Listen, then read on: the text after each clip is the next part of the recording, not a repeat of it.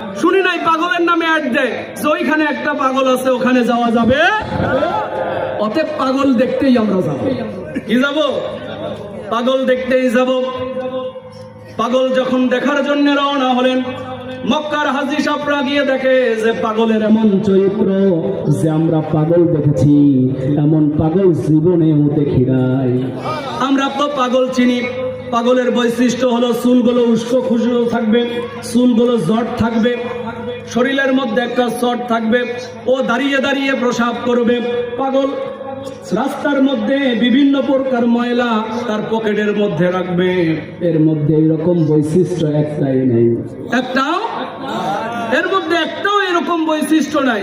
এ দেখি ভালো ভালো কথা বলে, দেখতে এত সুন্দর যে আসমানের চাঁদকেও হার মানায়। সুবহানাল্লাহ, আসমানের চাঁদকেও এত সুন্দর চেহারা, দেখতে আসমানের চাঁদকেও হার মানায়। এইরকম একটা লোক কোনোদিন পাগল হতে পারে না। অতএব আবু জেহেল যা বলেছে সব মিথ্যা বলেছে। কথা বলেন ঠিক কিনা? হ্যাঁ, তোমরা মুহাম্মদের ধর্ম গ্রহণ করো। পাগলরা হুমরি খেয়ে পাগল দেখতে এসেছে, হাজী সাহেবরা পাগল দেখে এসে পাগলের চেহারা দেখে কালিমা গ্রহণ করেছে। সুবহানাল্লাহ, জোরে বলেন না।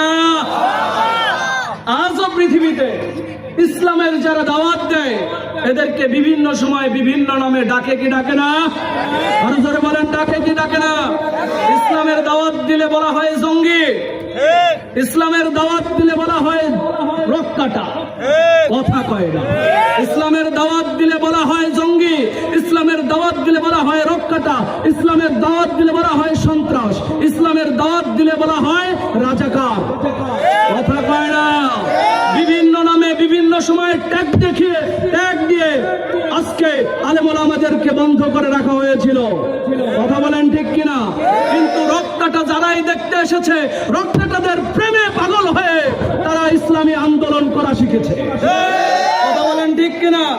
দেখি রক কাটে কিভাবে, রক কিভাবে কাটে আমরা এটাই দেখব।